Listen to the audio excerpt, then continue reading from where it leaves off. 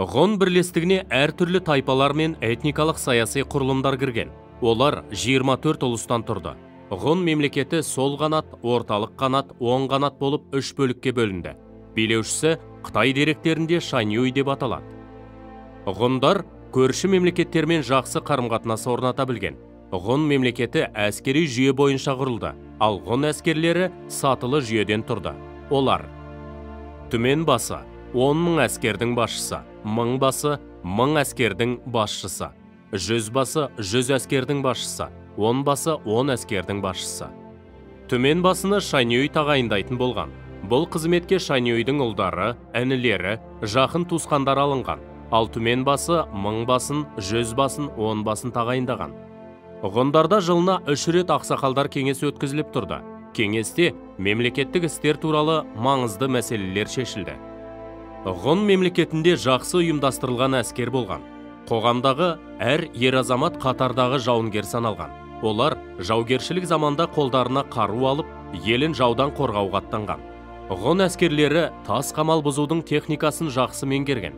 Соғыс кезінде қорған бұзғыш машинаны, тас атқыш техниканы, катапульта қолданып, көрші мемлекеттерді оңай жаулап алып отырған. Әскердің көпшілігі шапшаң жүретін атты әскер болып есептелген. Салт атты жауынгердің қару-жарағы садақ, семсер, қанжар, найза, боғалық болған. Олар садақтарын сүйекпен бекіткен. Соғыста жауларының зәресін алып, аттарын үркітетін ысқырғыш жебелер қолданған. Садақшылары құралайды көзге атқан асқан мерген болған. Ошқыр, ауыр ұңғылы сауыт бұзар жебені темірден жасаған. Ұзын семсерлері ат үстінде жүріп соғысуға ыңғайлы болған. Қытай билеушілері ғұндарды әлсіретудің жолын іздеп, оларға үздіксіз шапқыншылықтар жасап отырды. Алайда ғұндарды жеңе алмады. Біздің заманымыздан бұрынғы 3 ғасырда мөде Шаньюй Қытайдың шекаралық аудандарына жорықтар жасап, күйрете соққы берді. Әскери саяси қуаты басым болған Хань императоры Гао Цзу мөденің алдында бас иіп, онымен тыныштық және туыстық туралы шартқа қол қоюға мәжбүр болады. Бұл шарт бойынша ол мөдеге өзінің ханшасын әйелдікке беруге және жыл сайын салық төлеп тұруға міндеттенеді. Ғұндардың жауынгерлік құдіретінен сескенген Цинь патшалығы өзінің шекарасын қорғау үшін біздің заманымыздан бұрынғы 3 ғасырда Ұлы Қытай қорғанын салдырды. Қорғанның ұзындығы 4000 километр, биіктігі 10 метр және 60-100 метр сайын күзет мұнарасы қойылған. Ғұндар мен қытайлар арасындағы соғыс 300 жылдан астам уақытқа созылды.